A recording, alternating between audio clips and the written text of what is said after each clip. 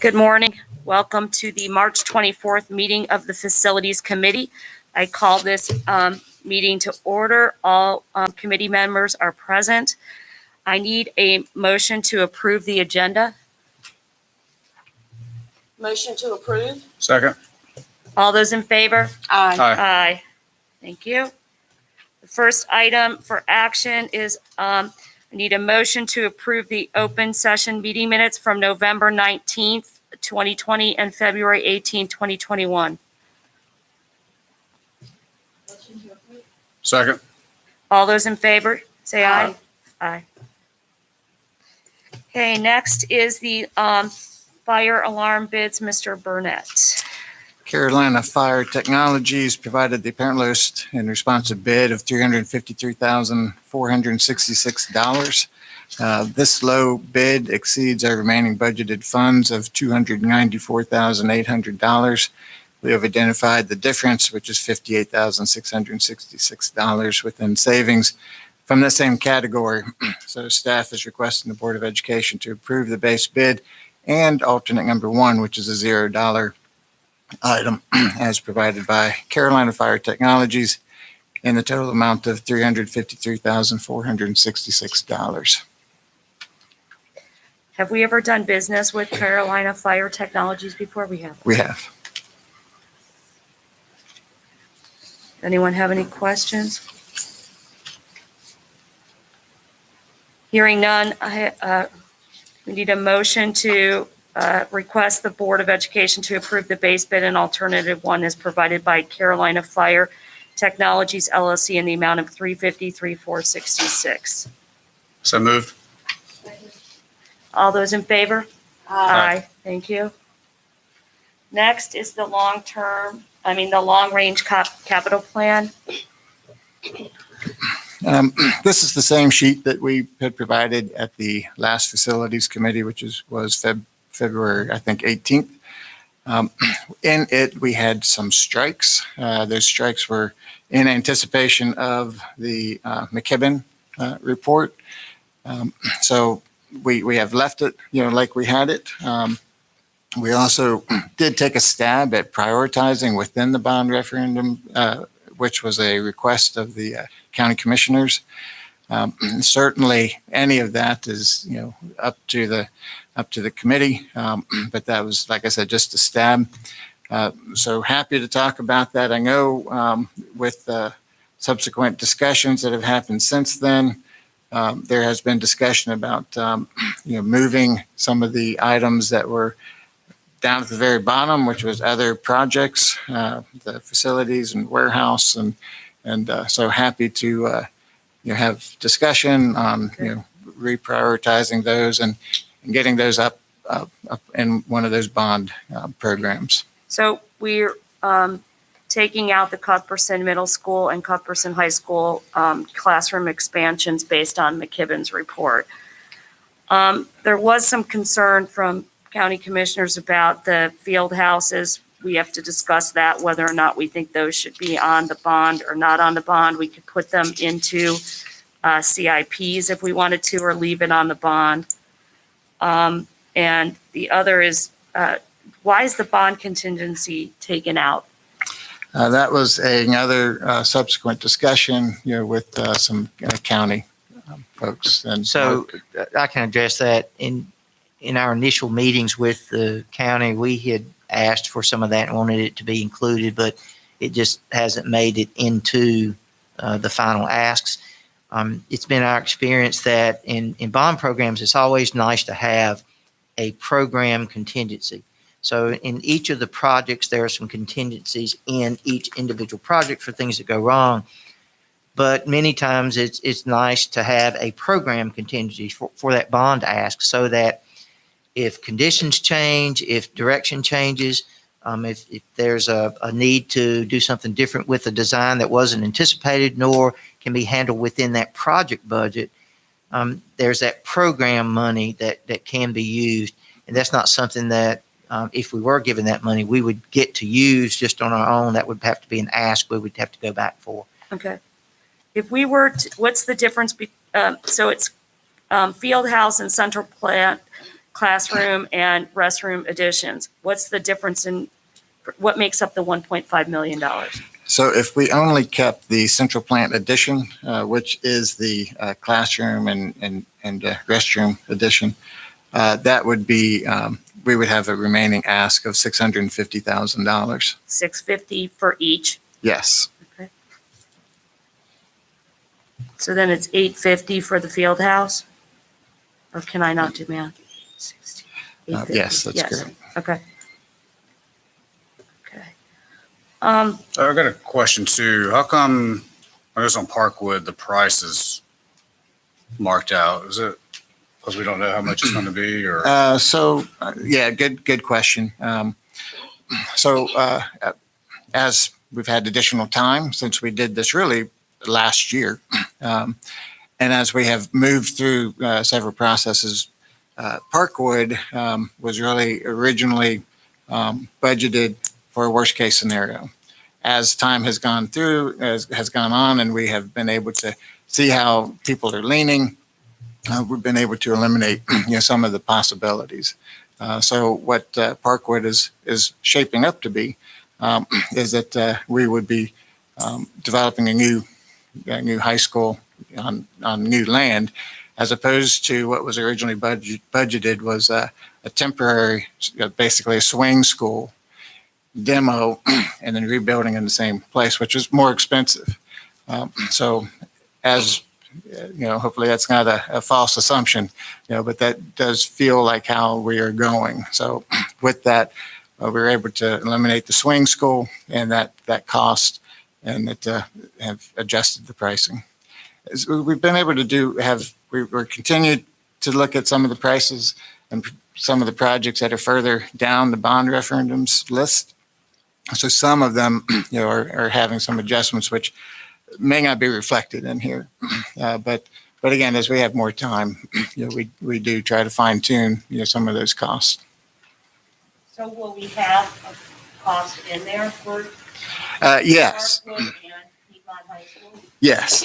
They would just be a different number, and less. They would be, so far, they're looking like they're less. Okay.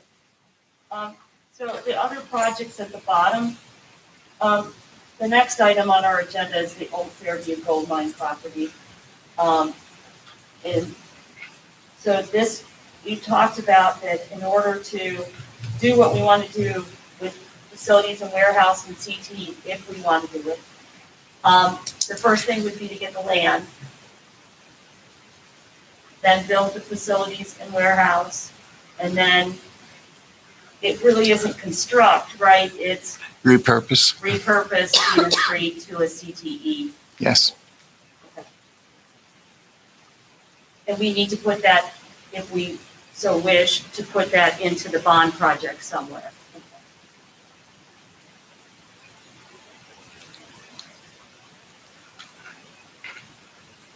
So is that what we're going to talk about? Is like Yes. where those fit into the Yes. years? Okay.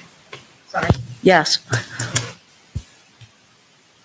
One option could be if we could get the revised pricing for the projects at the top end of the list, and then fit in the ones at the bottom if you all wanted us to do that.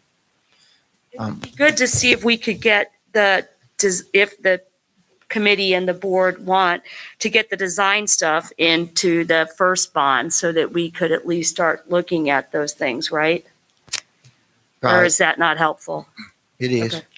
And I do have a specific to priority number 4, Parkwood High School, land and design, new school. I do have a price that I am working on right now that's, of course, less than what is shown. It is $5,331,588. That's not nailed down, but that's where we are. So you round that off to $5,333,000. One more time, $5,332,000. So that's like 1.2, 1.3 less? Sorry. I don't know. Yes. Okay.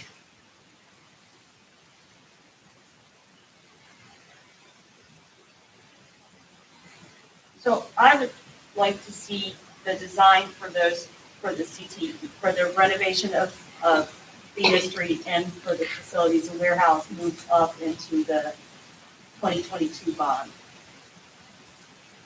But that's just me.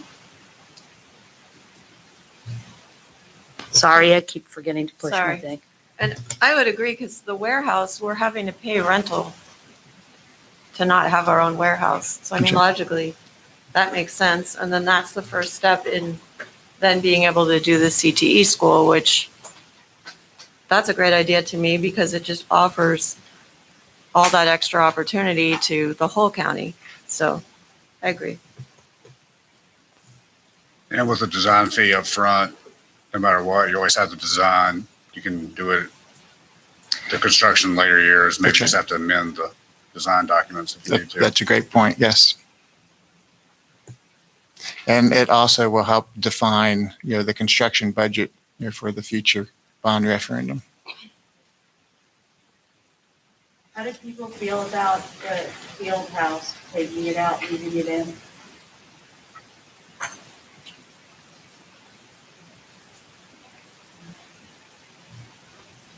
Is it needed? They don't, they're the two schools that don't have them. They're the only two. The only two, correct. Now, we could put them in a CIP, so it's $850 per school, or we could, I understand that they're smaller projects, but I do think that it's helpful to have, if we have needs in every part of the county, it might be better for us to put everything in there so that the voters see that we're doing everything across the county instead of just one area. And all of the other clusters were the field house. How were the field houses put in? Were they put in through the original construction, through the bond, or was it done after the fact through a CIP? How did the 7 other clusters get a field house? I think I can answer that. Now, for the most part, I think that they were all community projects. The one exception, and I think Cuthbertson High School. And Danny, can you confirm whether Cuthbertson was in the base bid and part of the project for the field house? Weddington's wasn't? Weddington's Weddington's wasn't? was No, not. it was not. Now, I think that I'm sorry I wasn't here, but Danny, for Weddington High School, was that an additional project later? It wasn't part of the base project, and it was later in years. Did we do that, or did the community pay for that? If memory serves me correctly, Weddington was done later, and we did it, not community.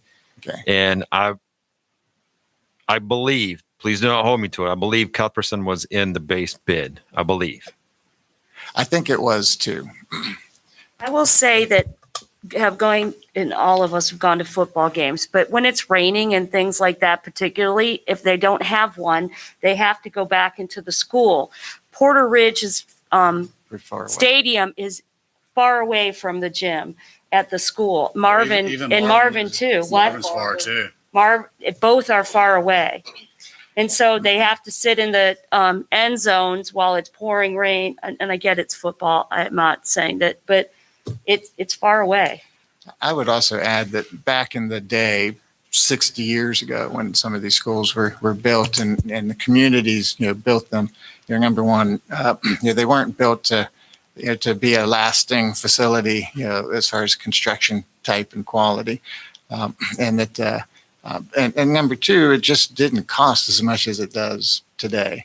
It is a significant, cost. It's pretty hard to, push that over to the community, to come up with. In my personal opinion, I think it needs to be in there. I mean, it just doesn't make sense that 7 other clusters have one I agree. and Marvin Ridge and Porter Ridge doesn't have one. So I think it should be in there. And I totally agree with you. And if the county doesn't want to keep that in there, I think we need to put it into the CIP and get it done that way, because I agree with you that it needs to get done. I understand that there's a difference between the school building and athletics, but we need to have equity with some of this stuff. So I would.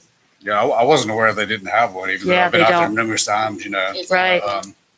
Now looking back, I see they don't have one, thinking about it, but yeah, I think it needs to be in there. Okay, so One what I'm, question too, would that include is that weight equipment, like a weight room also, or is it? It's not a weight room. It would It's just be the it's a true lockers, field house. a Yeah, couple a field offices, bathrooms and locker referee's rooms. room, yeah. So, okay, so we're going to leave those in. In the first one, 2022, just so I understand, we're taking out the Cuthbertson Middle School. We're leaving in the Marvin Ridge and Porter Ridge items and not crossed out. And that includes the central plant, right, everybody? Yep. Okay, then are we going to move up the CTE design and the facilities warehouse design into the 2022, where we took out the construct classrooms? Okay. And then the next 2024, we're going to take out the Cuthbertson High School expansion based on McKibben's report, and Mr. Burnett is going to change the cost of the Parkwood High School. What would we do with the facilities warehouse and the CTE school within the 24, 26, or 28 bond? Does anyone have any suggestions? Well, we would have to do the facilities warehouse first because we would have to get the facilities department out of Venus in order to do the renovations to Venus. So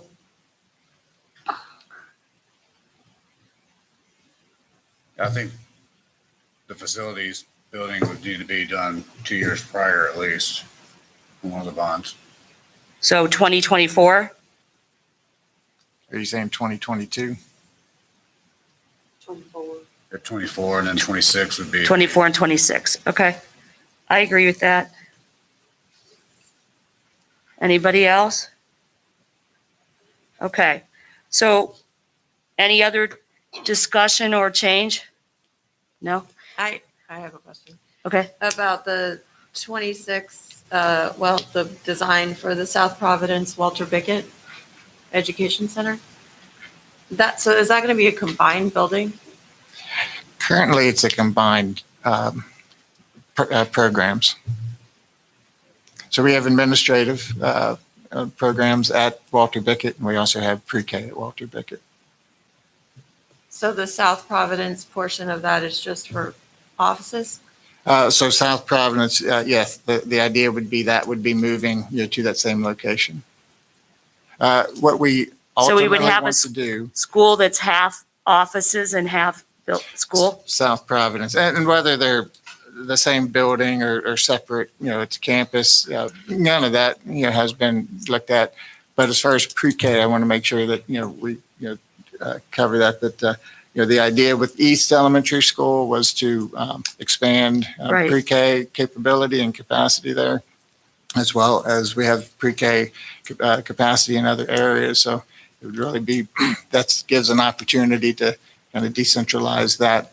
Actually, the children would be able to go at the home school, pre-K through 5 and not have change. But that's again, something that's, down the road, further discussions. So this isn't definitely a combined building with South Providence and pre-K in it? I'm sorry? It's not a combined building? With suggestion? pre-K and South With- Providence no. would not be in the No, same building. I would not Definitely. support that. Okay.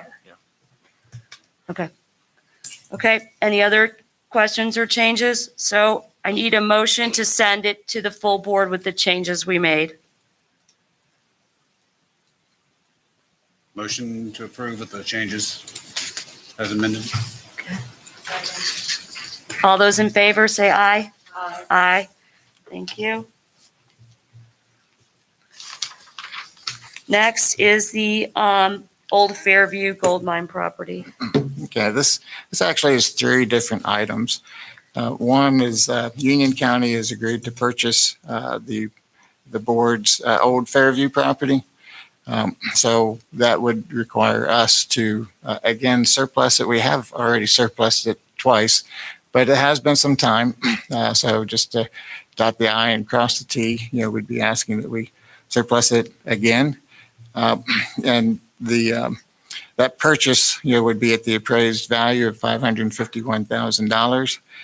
we would be, and they also agree to sell the 10 acres at what they're calling the Piedmont Innovation Park, which is, as we know it, is Gold Mine Road property, which is adjacent to the transportation facility at the same price.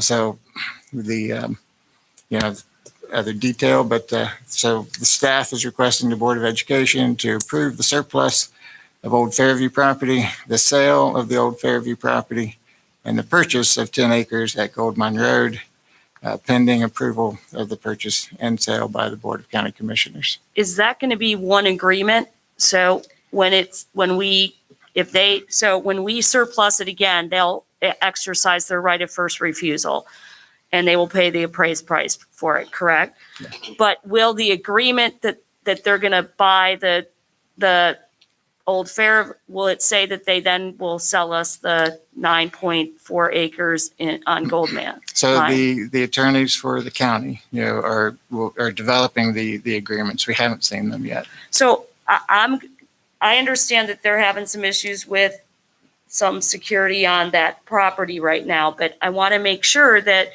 something says that this is what it's supposed to be, even if they can't sell. Are they going to sell us the property right now? Is this? As Dave mentioned, the county is working on the legal documentation for that transaction, and we'll obviously get to see that before Okay. it's approved and when we move forward. We'll make sure our legal counsel looks at it as well. I would want to make sure that it mentions something with respect to the 10 acres at Gold Mine. That's all I'm saying. We'll make sure that's covered. Thank you very much. Okay. So, do I have a motion to surplus the Old Fairview property? The sale of the Old Fairview property to the county under their right of first refusal. But do we have to approve the purchase of the 10 acre? I mean, we don't even know what the, It's all supposed to be the same price, okay. And the purchase of 10 acres at Gold Mine. To recommend to the full board. Yes, recommended to the board. So moved. All those in favor? Aye. Okay, CIP is next. Okay, so just so I understand what you did with the CIP, that in just the 2022, where it says deferred, that's what we deferred from last year. Correct. So if we add all the deferrals from last year, that gets us to a little over $15 million. Correct? Yes. Okay. So, I have a couple questions. I'm good with the deferred things being in there because we deferred them from last year because we didn't have enough money, so I'm good with that. And again, if something happens with the field houses for Porter Ridge and Marvin Ridge, we're going to have to get them into next year's CIP. So that's just something to keep in mind. Kensington, and their MCRs and relocate the playground. Can you show me one more time where we're going to relocate the playground to, Danny? Yeah, Danny, if you could McManus. pull up the site, I'll point. I have another thing. One of the things is Dr. McKibben said is that we have to look at programming and things like that for schools that are overcrowded. Is there something at Kensington, pre-K, something that we could move out of Kensington to a close school? I mean, we have other schools within 3 miles of Kensington that would open up some classrooms there. Yes? I mean, the short answer is yes. We would need to go and look at all of those possibilities. I don't have the enrollment capacities in front of me, but depending on the number of like pre-K classrooms at Kensington, you could have additional space at schools like Sandy Ridge or Waxhaw, close schools that are very close by. Dave, you're saying it's just one pre-K class. So you'd also have to make sure, and Mark, correct me if I'm wrong, that the facilities that you might move a program to are designed for a certified pre-K classroom, because there are certain state requirements, I believe, that we have to have in place. So, There's a process you go through to get rated and inspected. so we're happy to look at that. I think the question I would have is it one, is one classroom enough, or would you like for us to look at a more comprehensive kind of look with other kinds of Well, we're programs. talking about moving 2 MCRs and relocating the playground for $100,000. And so if there was some way to open up 2 classrooms, we wouldn't need to move MCRs there and move, and I'm not convinced that we can move it where we're saying. So maybe you can show me. Yeah, I'll point, and Danny, if you can do maybe the cursor at the same time. This is the playground right here. That would be relocated. We're thinking here. This is we could just put 2 mobiles right there. And then put the playground where? We were, looking up here. Okay, well, maybe Dr. Houlihan, you know better because this is your neighborhood school, but I was driving by the other day and it almost looked like there was already playground. There's a playground in the front. Yeah, it looked really close to like the parking. That's true. So how much space is there going to be? That's right Like, next is to the it going to gym, be right? up to the road? Because that wouldn't be. No, certainly we would have fencing, and we will, certainly keep to the setbacks and things like that. It won't be that close to the road. So we would be taking all of their green space to move that there, right? What else do they have? They have that field right beside of the school. Okay. Okay. That's our field? It's a combination. We Okay. have some in the town park. And I would agree with moving MCRs if it was temporary and we wouldn't need them for the next 10 years, but we will. And I just, I don't love putting more MCRs in there. I would prefer to take a look at what we could do to open up a couple classrooms that wouldn't require us to move MCRs. Why can't we move the playground down closer to the field? Well, it's a hike, number one. Number two, of course, we need to keep close to restrooms and supervision and security items. We do want to keep it nice, close, tight, and convenient. Would it be possible to leave this effort in there for now as we explore additional I'm fine with that. I possibilities? just wanted to And have the, We'll exhaust every option that we can. Some of those we might agree to them and think they're great, but the school I doesn't. agree. And I think that we're going to have more schools asking us, especially elementaries, for MCRs and maybe even middle schools from what we saw on McKibben's report. And I would love to just look at what we're doing in each of the buildings and what we can do with that. If there's schools that are nearby that have, there's some schools that don't have anything nearby that has capacity as well. But if we do have some of that, I would like Dr. Houlihan and staff to look at that. And if we could do that without having to they already have 8 MCRs there. We had a discussion last time about could we put an addition on Kensington because it doesn't seem to be going down ever, but that's problematic as well. But I just don't think that I want MCRs to be the last thing we would do. We'll have some options for you at the next facilities meeting. Okay.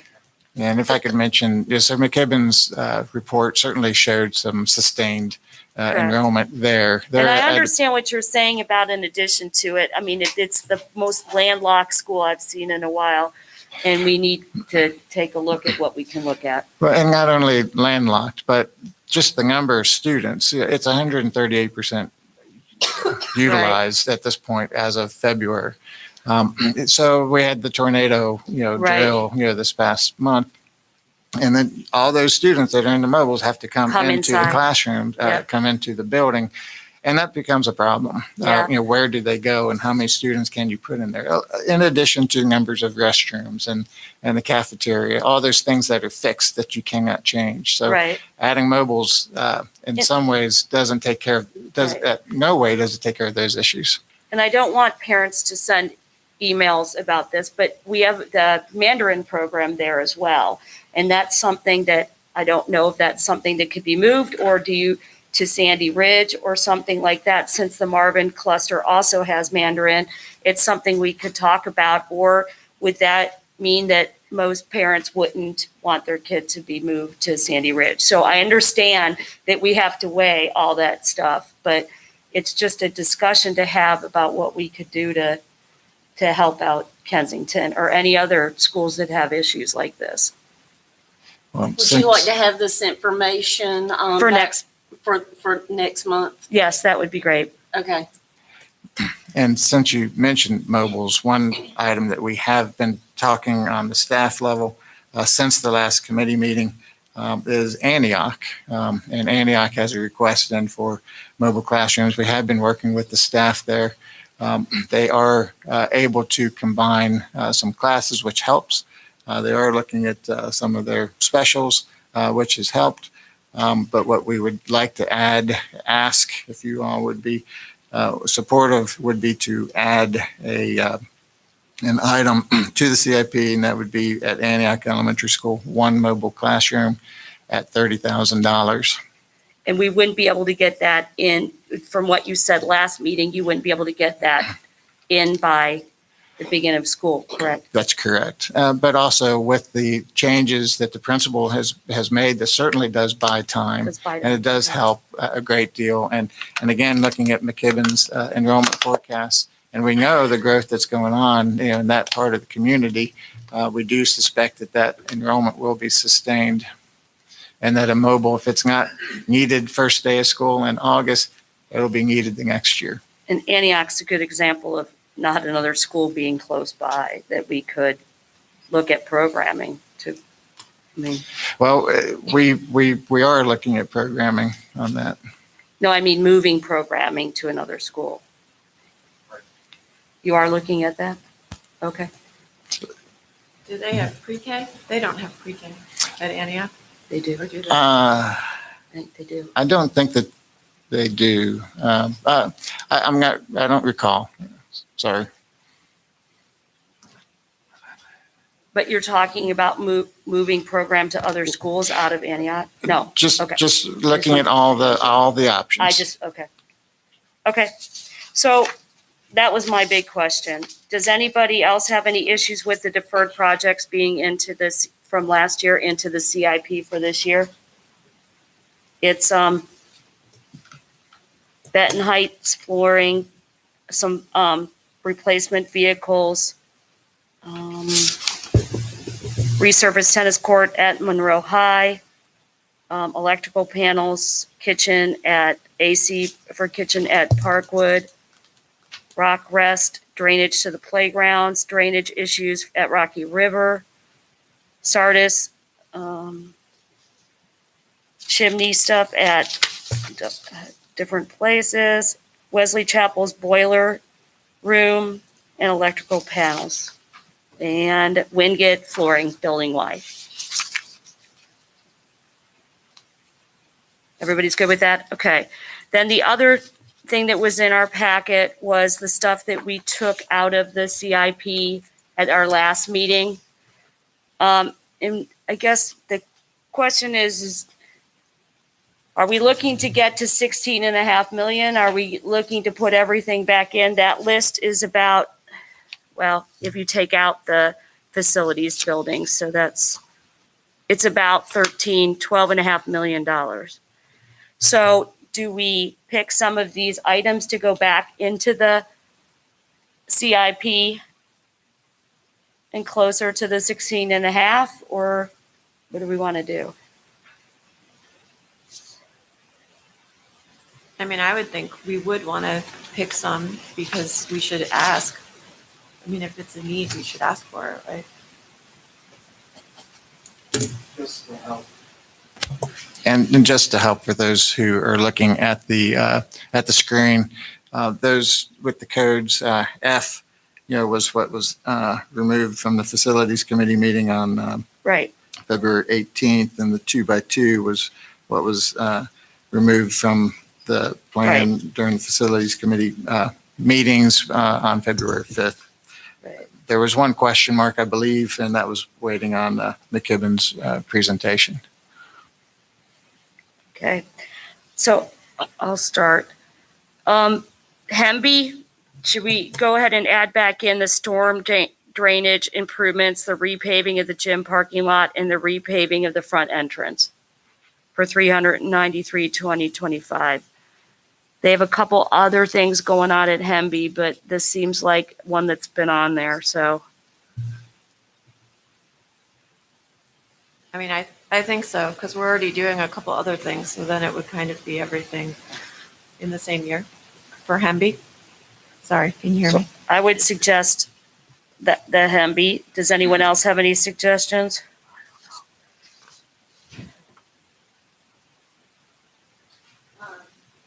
Sorry, what about the flooring at Waxaw? Because we're already doing same, like some of the bathroom projects.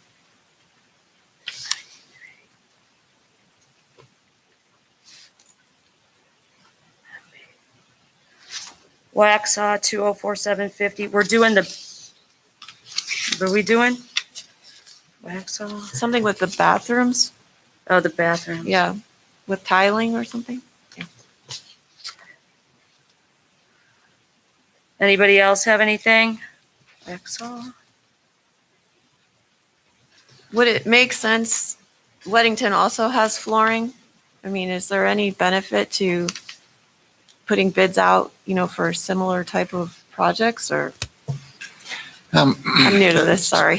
Certainly, it does. The Weddington volume is such that it's a big project, and that's nice. You get much better unit costs, for that. So both Weddington floors and Waxaw floors have come up in the cycle, for replacement due to age and condition. So The kitchen at Prospect is deferred. I know we're replacing the AC upgrades and electrical. Is there any benefit there?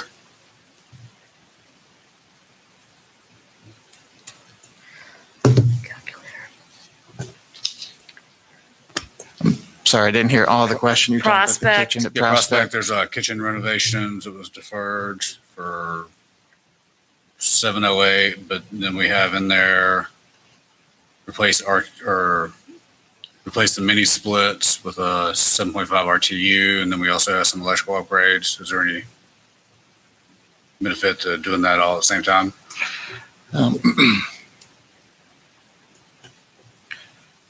Well, certainly, some of that work is specific to mechanical, that wasn't on the, on the cut list. As far as the renovate kitchen, that was one item out of the items at Prospect that we thought could wait. And that, but certainly that's going to involve multiple trades. So if we add that in the Prospect renovate kitchen, and the Hamby work and the Waxhaw floors and the Weddington floors, that would take us to $1,750,000. So that would take us to about 16.7 million. Does anyone else have anything that they would like to look at? I mean, my only thought, same thing, because it's a similar project, would be the track, because we're already doing Marvin Ridge's track, and then Cuthbertson has their track. I don't know if you get a better price, same thing. It wouldn't hurt, certainly from the, I think we combined Porter Ridge and Weddington, tracks. I know we did it at the same time. I think it was the same contractor. And so there's certainly no harm in combining those.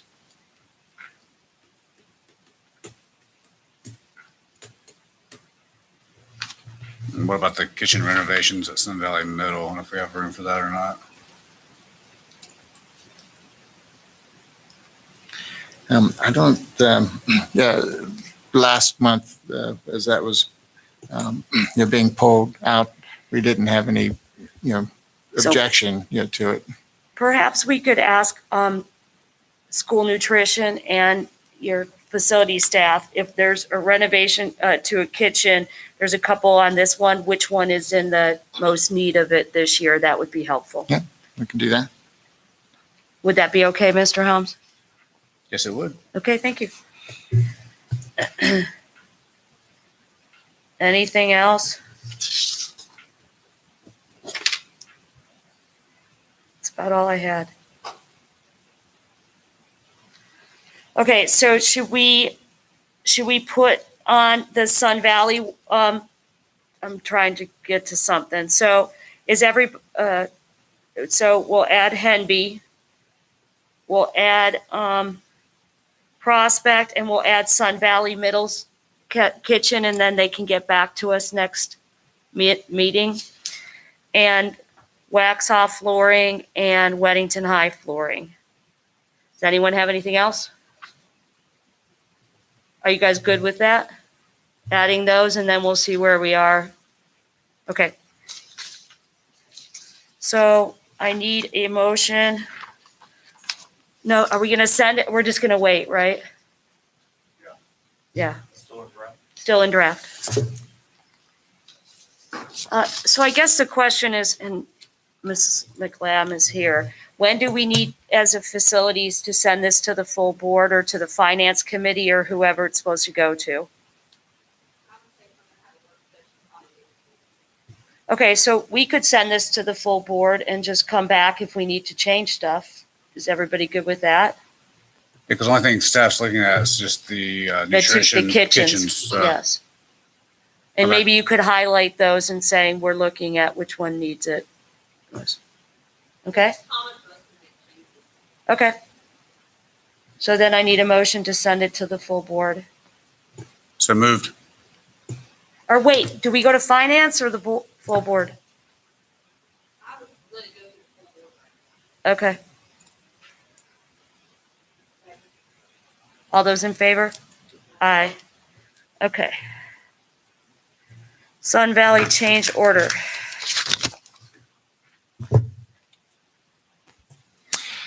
Okay, this is an item that is not complete yet. We don't have full pricing. We're lacking two prices. And this is the addition of acoustical ceiling clouds in the auditorium at Sun Valley High School. This was not part of the original scope. We have worked with an acoustician and the design team to nail down, what the acoustical needs of that space are. And then how to accomplish that. The design is complete. The contractor is pricing it. And like I said, they're lacking two prices. So far, the pricing is at $213,260. Let's just anticipate that this could be, with the additional two items, as much as an additional $100,000. We hope to have that pricing before the April 13th school board meeting, and did not want to wait until mid-April, to take it to the facilities committee. So that's why it's not complete, but it is, in front of you. So staff is requesting that the Board of Education approve the change order for the pricing received to date, which is $213,260. Staff will update this request if the pricing is received prior to the Board of Education meeting. What are the other two trades? It's the electrical and painting.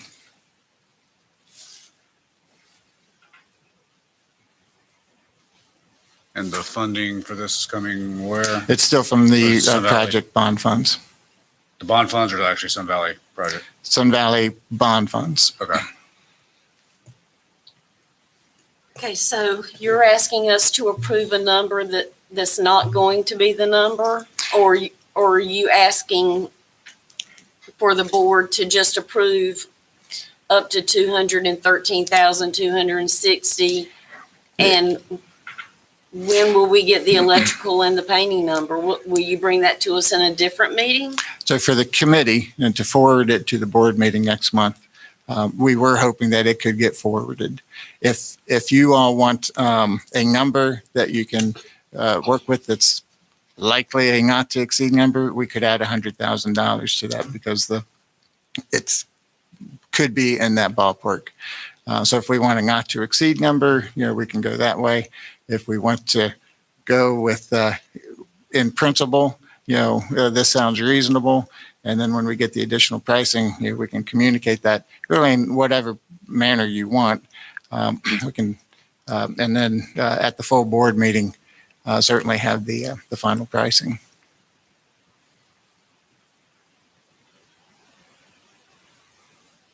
I understand. We can make the motion to it to be up to $315,000.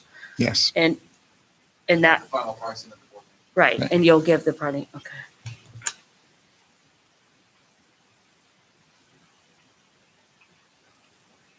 I mean, that sounds good to me because then we know it's including everything and it's needed. I've seen it with those acoustical tiles. And there's no bids with this because the contractor doing the project will be doing it, right? It's change order. Yes. Yeah. The pricing is reviewed by the architect. And part of this effort is to get the ball rolling. We've got Yeah. some long lead items and we really need to get moving on it.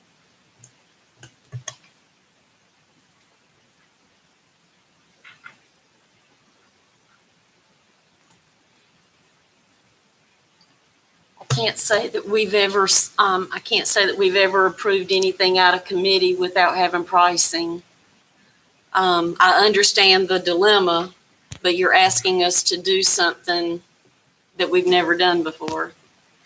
Well, if we think we can get the pricing by the April 13th meeting, then we could bring it, to the board meeting then, if that's acceptable. I guess it's kind of unique too because it is a change order with a bond, but We've had change orders. we have before. change orders, but yeah. They do usually have pricing. So We could just add it to the full board meeting on the 13th and not have it come out of committee. I'm okay with that. We could do that. do you think you'll have it in time for the Friday prior to go into board docs so that we have the weekend? I expect so. Okay. So are we good with that? I think so. Okay. Highly unusual. It makes me uncomfortable because I would assume that painting and electrical was in the estimate or the bid. So it makes me uncomfortable to We just have a blank checkbook. We just haven't gotten those sub prices yet. But we can, if we can get it by that Friday before, we can put it in the board notes and send it to you all. And then you would have all of the information before the board meeting to make a decision. We can do that. Okay, thank you. Okay, next on the agenda, so those are all the items for action, but we're not going to take action on this one because we'll just let it go to the full board. The construction update. Can kind of provide highlights. Of course, we did the construction update prior to last week's originally scheduled meeting. So some of these items are a little bit out of date, and I can focus on those. Roofing at Piedmont High School, the band room, that's complete since we did the update. And Marvin chiller replacement is complete. Sardis and Weddington HVAC work that has since completed. And we have a lot of CIP items that are shown. So if there's any questions on any individual item, I'm happy to try to answer it. Okay, any questions? Nope. Next is the change order. This was a change order at Sun Valley High School. This was within the allowance, so there's a $0 change to the contract value.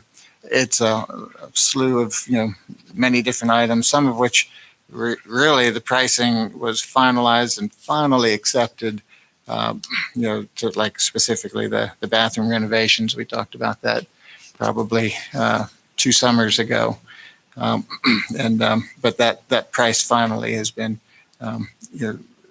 reviewed and approved, and in addition to many other items. Okay. Anybody have any questions on that? No. Next is just FYI, the surplus inventory. Does anybody have anything with that? And the other item is the permits and building and information that we get. Our next meeting date is April 15th. And now I need a motion to go into closed session pursuant to NCGS 143-318, 10 and 11 to review minutes from prior closed sessions meetings, and NCGS 143-318, 11A3 to consult with an attorney in order to preserve the attorney-client privilege between the attorney and the public body, which privilege is hereby acknowledged. So moved. All those in favor? Aye. Thank you.